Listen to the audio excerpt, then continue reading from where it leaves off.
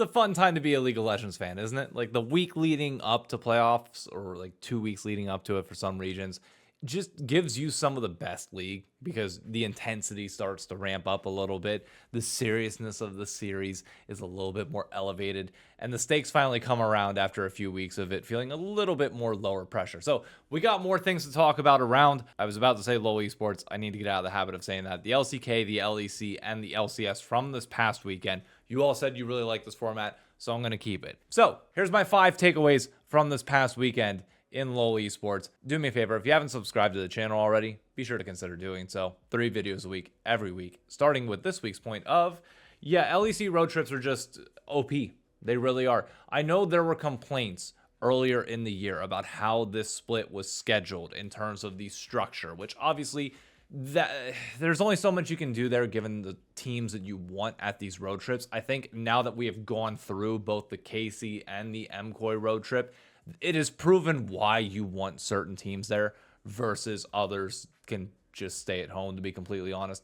I know this weekend also started off fairly toxic, with Friday games being a little bit touch and go, especially in terms of the crowd, the Cadril drama that came from it, or well, the KC versus MCOY drama that was enhanced by Cadril and beyond.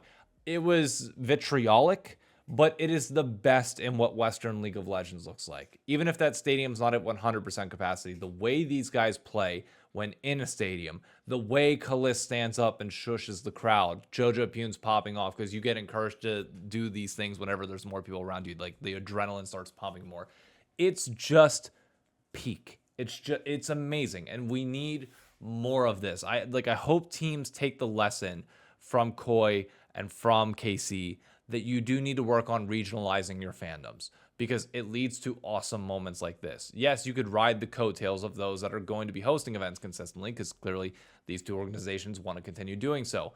But G2 fans, I think like the Army's big enough to deserve its own trip. And on top of that, I will touch on like the general point with the LEC. I saw comments of people saying this might have been their favorite split that they've ever watched of the LEC. Personally, I think 2019's like season, especially with Fnatic, G2. I just remember G2 and Fnatic just being like some of the best domestic series I've ever watched. I think for me, that split still takes the cake just a little bit. From a series entertainment point of view, without a doubt, I think overall the quality of League of Legends, or like the quality of the series, not in terms of like the gameplay level, but just pure entertainment value, it probably was the best split of LEC that we might have ever watched. And the road trips only enhance that. The only thing that sucks is that when judging an entire split, you do have to include the postseason and finals, which, given how this Koi road trip, given how the KC road trip went, to have finals back in the studio is going to feel like a real Debbie Downer. And it sucks, but it just is what it is. Don't have enough good praises to sing about the LEC regular season. The viewership conversations will take away from it a little bit, because I'm sure when those numbers come out, it's going to be a conversation to be had. Because despite like the excitement around the series and beyond, there's some other bigger things going on. But at a minimum, you can't argue that the quality of the entertainment's not absolutely amazing. Speaking of entertaining, I know a lot of people are going to want to talk about Berserker and his pentakill in the Lion versus Team Liquid series. And people are going to want to talk about how Saint got player of the series and was absolutely incredible and inspired to shut up in a voice comm clip, which was absolutely incredible. But no, the star of the show this weekend, in my opinion, from this series is Dhokla, who, believe it or not, individually is... We're gonna bark right now.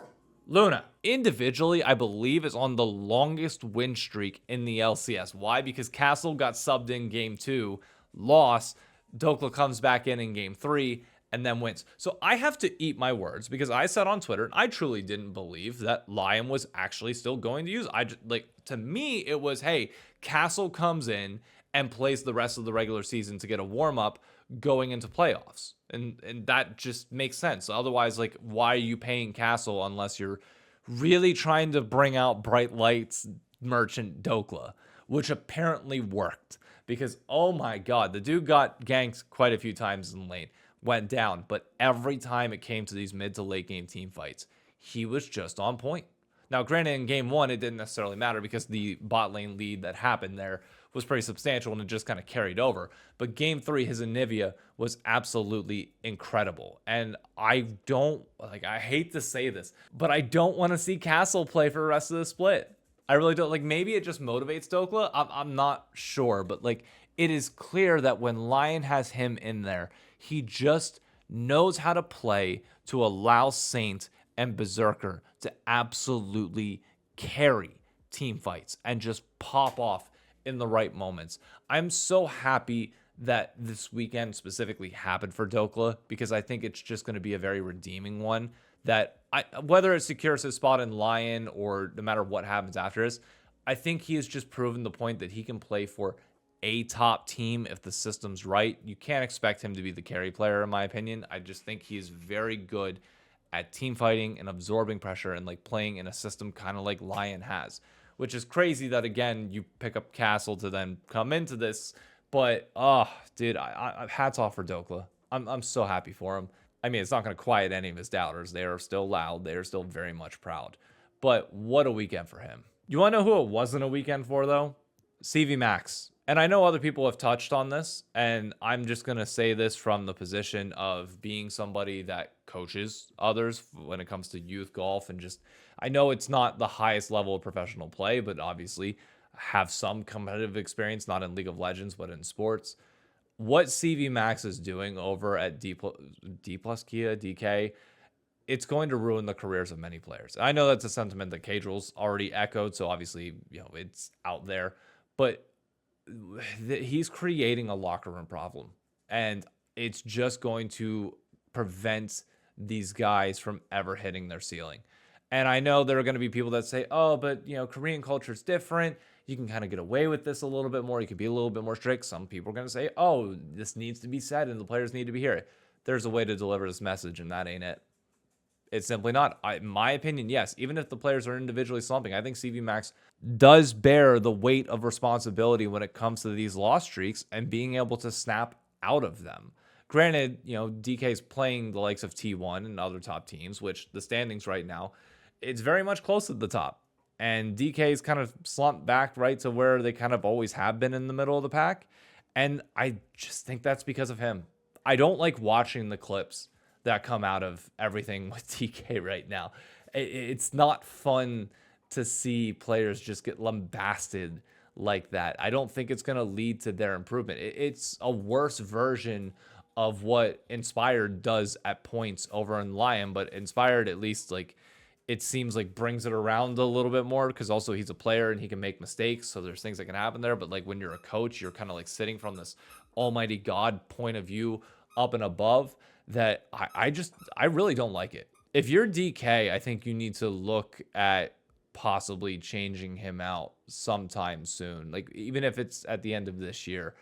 I foresee problems coming from this. I really do. And I don't want to look back 6 months from now and something really extreme happens as a result of this, and we say, damn, wish we would have spoke up or said something sooner.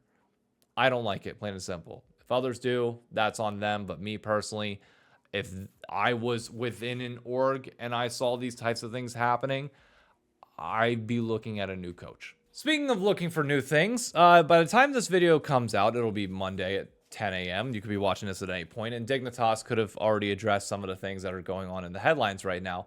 But Dig have been the first team eliminated from playoff contention within the LCS. This upcoming weekend is going to be fantastic with matches, but Dig will not be one of those where we really need to pay attention. The drama that came out afterwards was that XU said none of the players respect each other. None of the players like each other on this team. And it just makes you not want to play the game or not want to VOD review after 10 hours and beyond. And look, I'm not going to sit here and tell you that XU's had an amazing split. He hasn't. I watched him fail flash into a wall twice in the same exact spot within the same game this past weekend.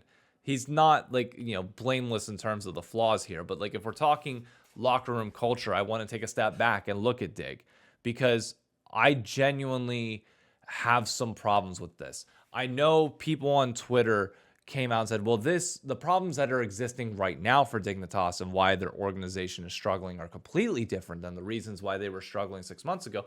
Okay, well, how many times do we have to cycle through different problems when it comes to Dig before we sit here and say, maybe something's just flawed in the system. Okay.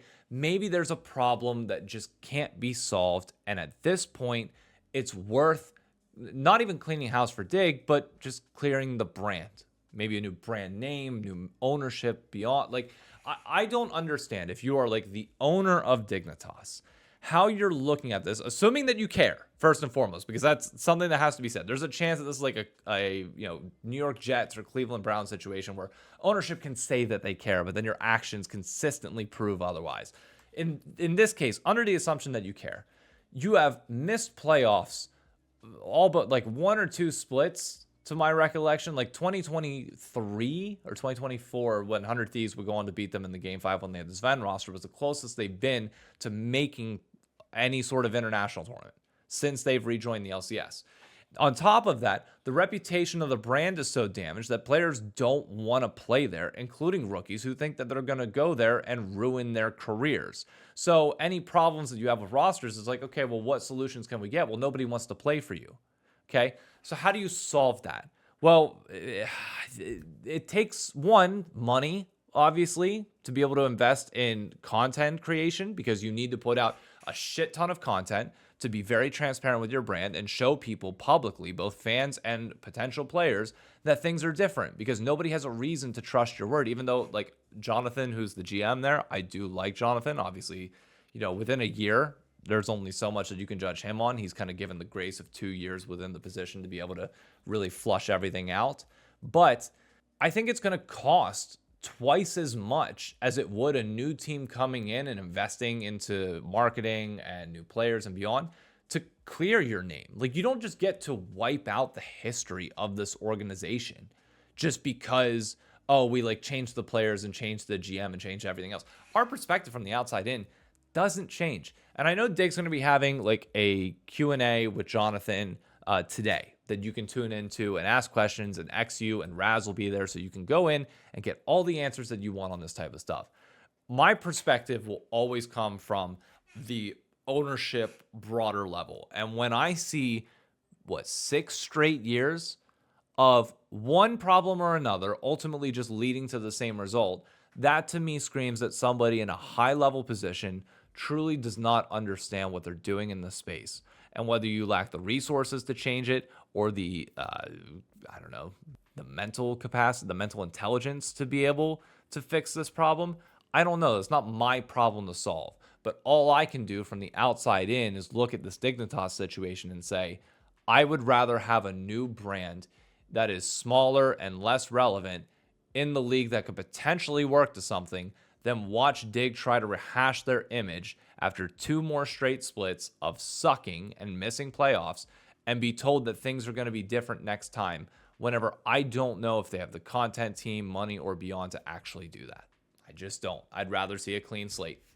That's it. Sometimes you do have to clean house. I could be proven wrong, but over the past 6 years, so far, that opinion and viewpoint has been proven right. We don't know what the problem will be next split, but if there's one bet that I would place, it's that, something will pop up in some way, shape, or form. So no, I don't have faith. Sorry, not sorry. And the final thing I want to touch on is just the insane weekend of games that we have, not only ahead for the LCS and the Team Liquid versus C9 series, which if Team Liquid wins, then you have a 3-way tie for first between Lion, assuming they beat FlyQuest, C9, and TL. We'll get into the tiebreakers later in the week. You have the elimination series between DSG and Shopify Rebellion. One of them, I think, is guaranteed to go home no matter what, based on the head-to-head and tiebreakers. It's the highest stakes possible for both ends of the scale for LCS, and it's just incredibly entertaining. On top of that, the next weekend, you have LEC playoffs,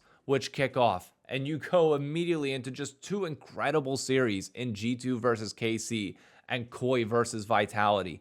Like, I can't get over how fun and entertaining this section of the year is now going to be. Over the next month and a half, we go straight from amazing end of the regular season play to playoff series, which are hype, into international tournaments, which it sounds like EWC might be moved to Paris away from the Middle East so that there's no possible problems. That's only rumors for now. So it doesn't sound like EWC is getting canceled. So it will still be on and arguably in a more friendly time zone for those of us in the West, which is pretty freaking great. But the first 5 months of the year, in my opinion, in League of Legends do kind of go by a little slow. There's the hype at the beginning and you have first stand, but like it's not quite the same.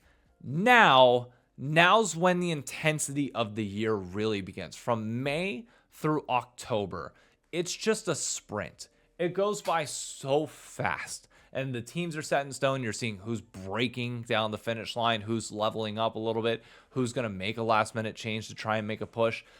It's just so entertaining. Like, genuinely, I know viewership will be a continued contested point for people and how low it is and everything else, but just, you can't watch this past weekend's games. You can't look at the upcoming series that we have for the LCS and the LEC and then LCK playoffs to come, even though they don't really have a finals. It's just like the road to qualification for MSI.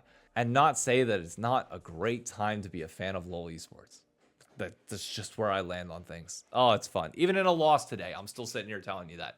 Like, I should be down and sad that we lost our undefeated streak, and yet I'm more happy than I've ever been. I don't know. Like, dude, it's just fun. Thank you all for tuning in. That's it for this video. I will catch you on the next one. Again, be sure to hit the subscribe button down below. Turn on that bell for notifications for all the videos that I put out, including short form and long form content. I'll be back on Wednesday for another episode of The Harbor, where we have to talk about that Team Liquid series in a little bit more depth, preview the C9 series upcoming, and then Friday we're back for the Pit and another weekend of co-streams. But we will be watching those games, the Team Liquid and C9 series and the Shopify Dig series at a bar here in New York City at OSNYC. If you're around, swing by. Otherwise, I'll catch you later. Adios.